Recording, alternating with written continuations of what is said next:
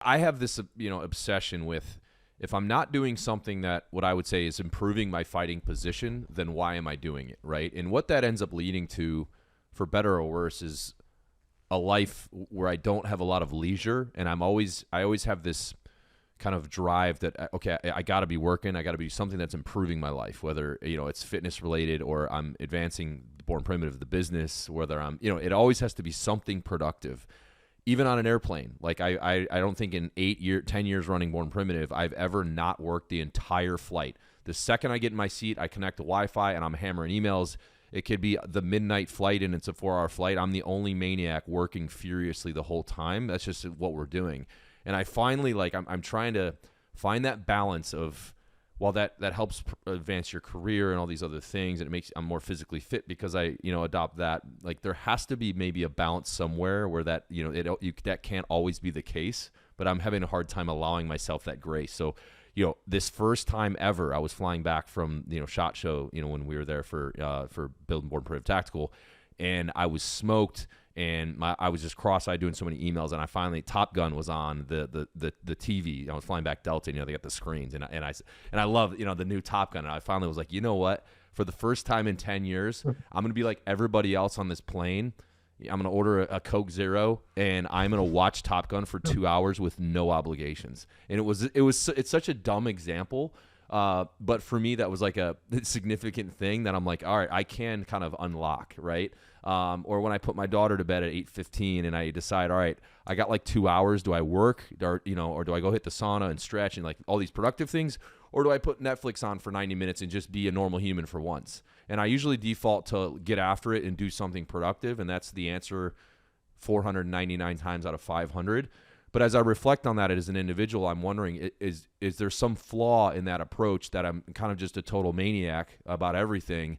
And while it's allowed me to produce success in my life, so I'm just curious, because you're such a, like, what is your take on that?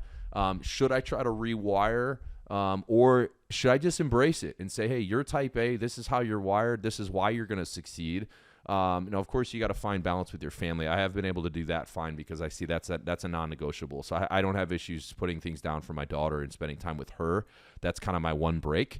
But everything else, like, there's no leisure. It's game on. We're working on the weekends. We're getting after it. And as I've gotten older, I've reflected on that, because I think I've been that way since probably 7th grade. And it just, it's been a total maniac, and it's like, I'm glad it's produced things, but is it flawed? So I want to know your opinion on it, especially since, you've done all this coaching. I'm sure that's come up in your life, and you've obviously bought and sold businesses. You have to be running at the same pace. Dude, so again, I love it. And I appreciate your humanity and your humility just to have fun chatting about it. It's interesting because my answer to most like questions is yes and yes and yes and yes and yes and yes and yes. There's partial truths to everything, obviously. But I'll tell you what, dude, I actually think that the grace you may need to give yourself the most is to be you, which is, as Arnold Schwarzenegger said in Be Useful, he's a lunatic. You're crazy, dude. You're a maniac. Embrace that. So take the foot off the brakes and allowing yourself to be that guy who is not normal. Like, I forget where it was. Oh, yeah, yeah.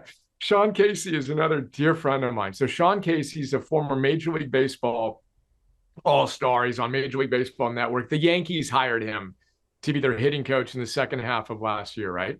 So he and I trade aura scores with another buddy of ours, Brandon Geyer, another dear friend. Every morning we're trading aura scores, and we're just making each other laugh while we're setting a good pace and all this stuff. He sends me and Brandon a text about not being normal is the point of this story. And my point here is for you to embrace that. Then we'll get into the details of training and recovery. But he's like, yeah, boys, he's got this awesome, funny voice. He's like, all right, little selfie video. Dude, so I don't even know what the context was. We're doing something crazy, we're not normal. He's like, dude, one time I was grinding, and I call Harvey Dorfman. Harvey Dorfman is the Phil Stutz of baseball when he played, right?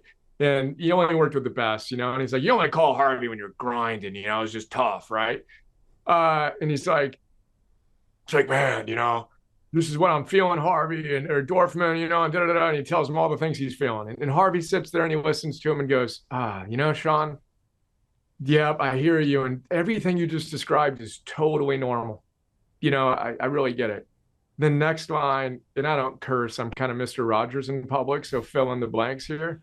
It's like, and you know what? You're not normal. So what are you doing? Get back to work and get your mind right. Pull it together, dude. What are we aspiring for here? So this is this video to me, dude, just so good. So it's become one of our hashtags, hashtag not normal. So embracing the fact that you, since seventh grade, have been blessed with this beautiful grace of ambition to show up and to give everything you've got in this precious life of yours. Now, of course, you've been imbalanced at times, but the way I think of balance is like Osho talked about a tightrope walker. Most people think of balance of, look, I'm sitting here right now and I'm balanced. He says you're never actually statically balanced in life. It's dynamic, a little bit too far this way, a little bit too far that way. But for you to trust yourself and your intensity, then my only thing that I practice, and again, you guys are getting me at full throttle. You're I feel blessed to be in dialogue with you, and you're bringing out the best in me, and we've got this intensity right now. But I was in bed for 10 hours last night. I went to bed minutes after I put our kids to bed. I slept for 8 hours and 48 minutes, 89% efficiency or whatever, just under 10 hours.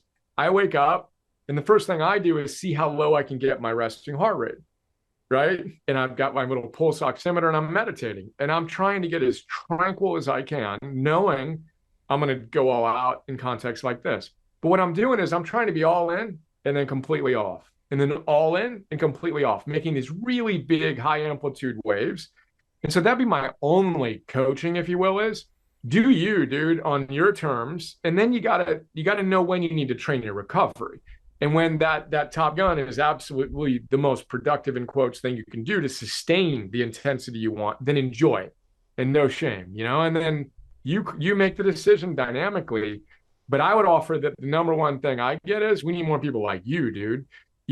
We get pulled back to the mean of normality. We don't need that, man. We need more grounded, energized, tranquil, calm, confident dudes that are showing what an integrated life looks like. Energy, work, and love. That would be the other thing, of course, is time with our kids and making sure that's where we want it to be, and not making trades we're going to regret. No one we're making trades, but not making trades we're going to regret, in 20 years, et cetera. Again, saying a ton, but that's kind of how I approach that.